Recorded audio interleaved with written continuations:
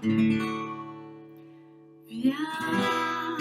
Saint-Esprit, viens, ouvre le ciel, descends sur nous, viens, Saint-Esprit, viens, feu éternel, embrase-nous, viens, Saint-Esprit, viens, touche la terre, descends sur nous, viens, Saint-Esprit, viens, amour du Père,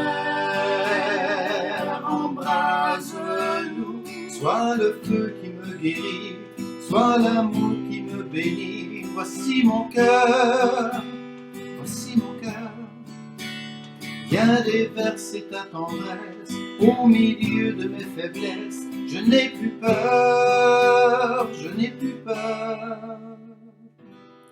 Bonjour, moi je m'appelle Colette. Et moi je m'appelle Michel. On a décidé de vous entretenir aujourd'hui de la manière dont nous vivons la foi, notre feu sacré. On va le faire de façon individuelle et c'est Colette qui commence. D'accord.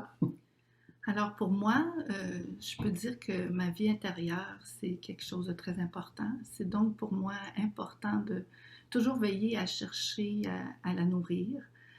Avec le temps, j'ai trouvé des manières qui me conviennent mieux que d'autres pour la nourrir, mais je suis toujours intéressée à explorer des nouvelles manières. On pourrait dire que depuis très longtemps, ce qui me nourrit le plus, c'est l'écoute de la parole de Dieu, la méditation de la parole. Pour moi, c'est des moments privilégiés que je fais habituellement en début de journée pour éclairer ma journée, pour partir du bon pied. J'ai aussi développé récemment une pratique de la méditation chrétienne qui installe plus de silence intérieur et qui me permet de me laisser trouver par Dieu, comme dit si bien Saint Augustin qui disait « Moi, pendant que j'étais dehors, toi, tu étais au-dedans, puis tu m'attendais. » Il y a beaucoup de lectures aussi diverses qui me nourrissent. J'ai lu récemment un auteur qui m'a particulièrement touchée, Denis Marquet, qui dit que la source de mon être, de notre être, c'est bien différent de... Il ne faut pas la confondre avec notre ego, qui s'est constitué, lui, plus comme un système de défense de notre personnalité. Et ma véritable identité profonde, alors je cherche à la nourrir, à y accéder le plus possible. Parce que je comprends que le but de mon être profond, c'est de manifester la présence de Dieu, cette source qui se manifeste par l'être unique que je suis. Alors, je me sens appelée à mettre à l'écoute de l'esprit, de l'inspiration dans la vie au quotidien. Ça m'appelle à plus de discernement dans ce que je fais, dans ma manière d'agir, pour discerner la source d'où vient mon agir. Est-ce que ça vient de la source ou justement de mes réactions, de mon ego? Alors, tous ces moments-là que je me donne pour nourrir mon âme, pour discerner ma manière de vivre ma vie intérieure, pour moi, c'est comme des moments d'inspiration, comme dans l'expiration, inspiration. C'est comme des temps où est-ce que j'inspire pour mieux expirer ensuite, pour que mon agir, que mes actions reflètent justement le souffle de l'esprit qui m'habite. Ça devient important dans toutes mes relations et dans ma relation privilégiée avec Michel, bien sûr. Dans ma vie actuelle, mon travail professionnel m'invite à collaborer pour créer des nouvelles manières de nourrir les familles au niveau de la foi, parce que je travaille en pastoral. Alors, dans ce temps de confinement, on développe beaucoup notre créativité, et ça, c'est pour moi justement une caractéristique de l'esprit qui nous guide à travers ce mouvement-là de nouveauté.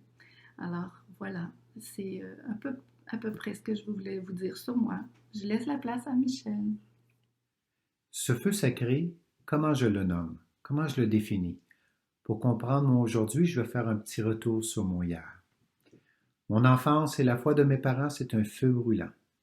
Avec le temps, ma liberté, ma soif de comprendre, de tangible, mon rationnel à la Spinoza, à la Darwin, Eh bien, le grand feu que Jésus voulait qu'il soit déjà allumé sur terre s'éteignait en moi.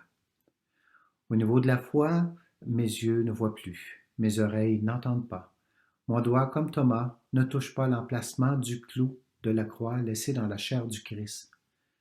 Mais son incarnation me porte toujours à rester ouvert, à garder l'intangible, d'une certaine façon, tangible. Pour moi, il reste un élément irréfutable. Jésus, l'homme, a marché sur cette terre et son message transcende le temps. Matthieu, citant Isaïe, nous dit que le serviteur de Dieu n'éteindra pas la mèche qui faiblit. Qui l'a entretenu? Ma compagne de vie, Colette, et son respect. À quelque part, mon ouverture, ma participation à certaines activités, un petit groupe de prière ou un petit groupe de partage qu'on appelle la petite communauté auquel nous participons depuis 20 ans, la musique, des amis précieux, tout cela m'interpelle. Et si? Et si le grand feu était le souffle de l'esprit? Si ce souffle avait entretenu ma mèche qui faiblissait, qu'il l'entretient encore aujourd'hui et sur lequel je pourrais encore compter demain. Et si mes influences du passé avaient purifié ma foi, et si Jésus, son incarnation, son passage, son message, teintait mon aujourd'hui, en serais-je diminué, moins humain? Et si demain, le grand feu que Jésus est venu allumer sur terre embrassait et embrasait mon être, nos êtres, pourrions-nous en ressortir tous gagnants? La mèche qui faiblissait a été entretenue et elle brille un peu plus. Le souffle de l'esprit me permet de mettre des mots à ma foi à travers des expériences de partage, de lecture, dont une de Denis Marquet, où il parle de métanoïa. Mon rationnel a encore dit « c'est quoi cela ?» Et j'ai cherché la définition de ce mot dans Wikipédia. Et ce fut comme une révélation. Métanoïa signifie au-delà de nous, au-delà de l'intellect, de notre raison rationnelle, qui se rapporte à un mouvement de conversion, de retournement par lequel l'homme s'ouvre à plus grand que lui-même en lui-même. Le feu sacré, ce plus grand que moi, est donc en moi. Durant le confinement, notre manière de nous soutenir mutuellement, de nous ressourcer ensemble, a pris plusieurs formes. Une de ces formes-là, c'était de la musique. Écouter de la musique inspirante, de la musique qui nourrit l'âme.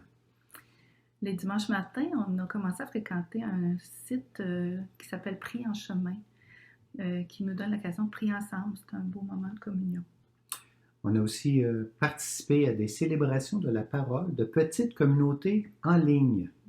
Ça nous a donné l'occasion de sortir la guitare, puis de commencer à reprendre des chants religieux. Oui. C'est toujours des moments ressourçants. Dans le partage, il y a des dialogues aussi, des dialogues précieux sur ce qui nous anime, sur ce qui nous fait vivre aussi. On a écouté des films, des émissions qui sont nourrissants pour l'âme. C'est juste quelques exemples parmi tant d'autres. Alors, dans ces exemples-là, on voudrait vous en laisser une autre. Cette flamme représente notre feu intérieur. Nous savons que le feu ne peut pas rester allumé s'il n'y a pas d'oxygène, s'il n'y a pas d'air.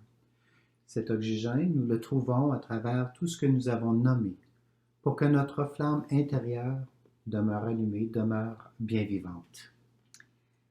Nous avons besoin de ce souffle-là qu'on peut s'aider à entretenir mutuellement par nos paroles, nos inspirations quotidiennes, notre soutien mutuel pour garder notre feu sacré bien allumé.